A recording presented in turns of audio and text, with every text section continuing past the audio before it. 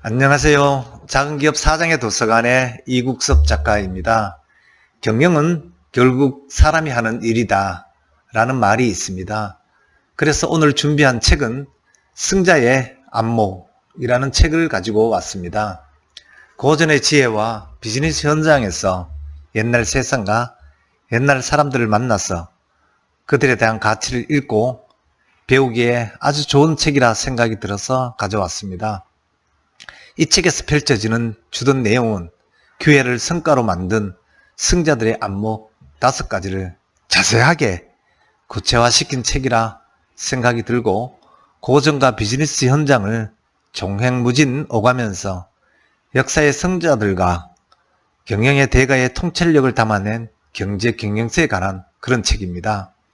수많은 초일류 기업의 CEO들과 경제 경영 석학들을 만나서 그들의 경영 철학과 승리 요인을 분석했고, 손자병법에서 사마천의 사기에 이르기까지 고전을 통해 역사의 승자가 된 그들의 비결을 소개하는 시간을 가져보도록 하겠습니다. 리더십은 타고난 성격이 아니라 훈련을 통해서 만들어지고 길러지는 것입니다. 이 책에서는 성공한 승자의 안목 5가지를 정리하였습니다.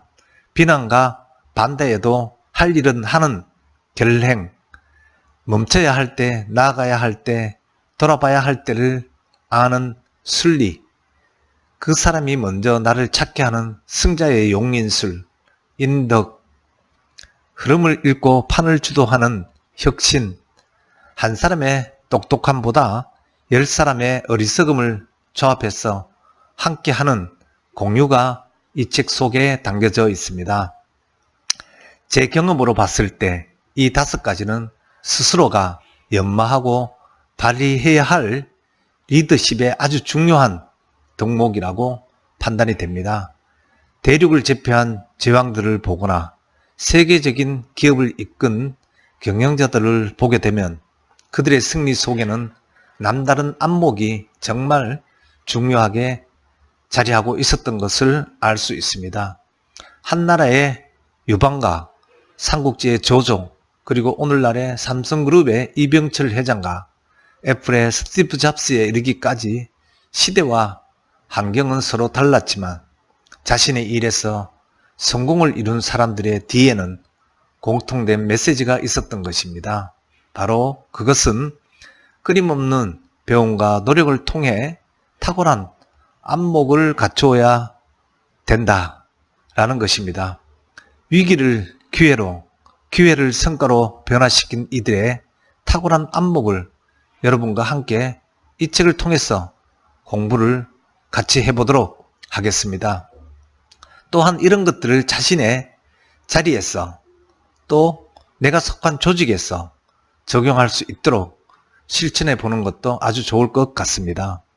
한 손에는 인문학을 가지고 다른 한 손에는 비즈니스의 현장을 잡는 여러분과 제가 되기를 희망해 봅니다. 적지 않은 세월을 사업을 했고 또 지금 리더로서 또 사장으로서 살아간다는 것이 마음만으로 되는 것이 아니라는 것을 뼈저리게 깨닫게 되는 요즘입니다. 또한 성과를 내기 위해서는 이론만을 중시하거나 현장에만 매몰되어서는 안 된다는 교훈도 여러 차례 겪어보기도 합니다.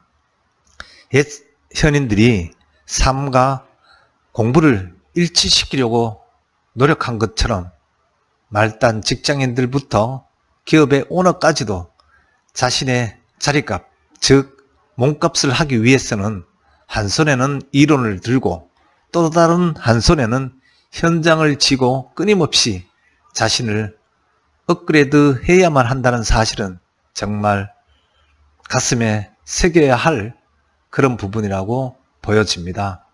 이 책이 말하는 고전과 역사에서 대륙을 제패한 제왕들의 탁월한 안목을 찾아낸 성공으로 이끈 승자의 안목 5가지를 좀 더 자세하게 살펴보도록 하겠습니다.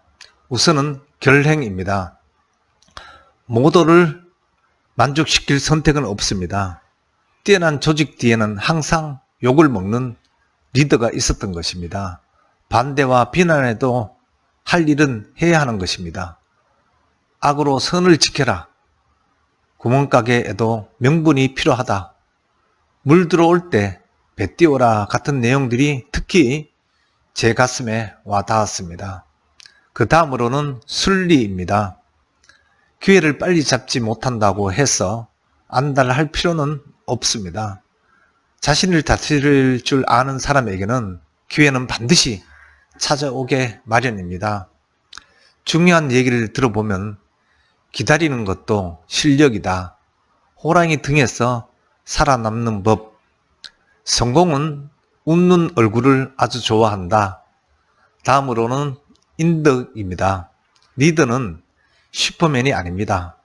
인재가 뛰어놀 판을 만들고 그들에게 권한을 위임하여야 합니다. 또한 인재가 나를 먼저 찾아오게 하는 승자의 용인술도 갖추어야 합니다.